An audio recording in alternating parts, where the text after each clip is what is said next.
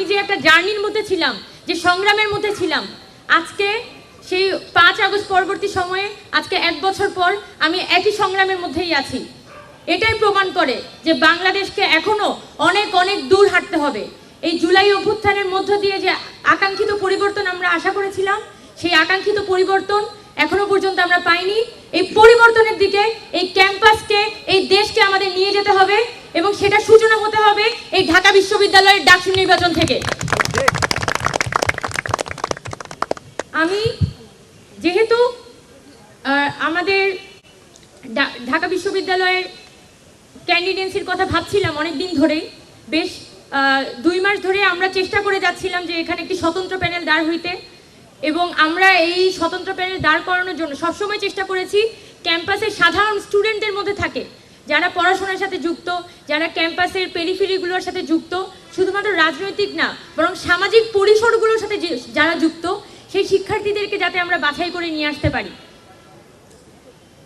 এটার পরবর্তীতে গত 2 মাস যখন আমরা নানানভাবে এই প্যানেলটি নিয়ে চেষ্টা করছিলাম, তখন আমাকে নিবৃত্ত করার জন্য, সাবোটেজ করার জন্য অনেক ধরনের প্রচেষ্টা হয়েছে, কিন্তু আলহামদুলিল্লাহ আজকে আমি দাঁড়িয়ে আছি একটা পূর্ণাঙ্গ প্যানেল নিয়ে, এবং সকল সাবোটেজ, সকল ধরনের বিরোধিতা মোকাবেলা করে আমি আজকে এই প্যানেল নিয়ে এখানে দাঁড়িয়ে আছি।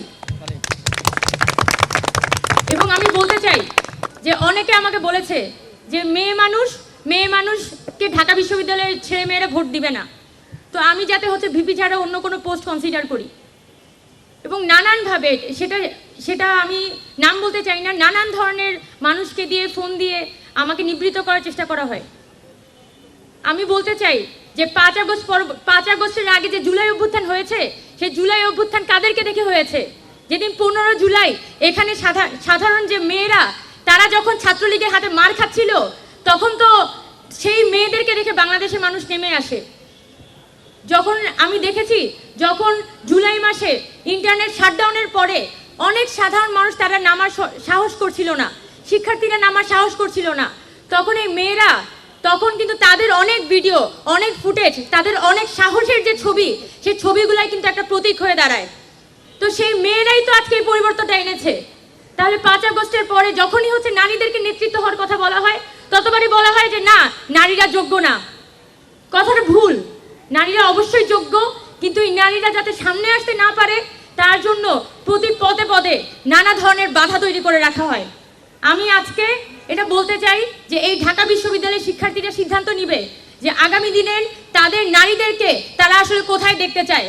তাদের কি তারা এই আন্দোলনে শুধুমাত্র সামনের সারির কিছু অস্ত্র হিসেবে দেখতে চায়, নাকি পলিসি মেকিং থেকে শুরু করে প্রতিটি পরিসরে এই নারীদের অংশগ্রহণ থাকবে, এভাবে তারা নারীদেরকে এক্সপ্রেস করে দিতে চায়।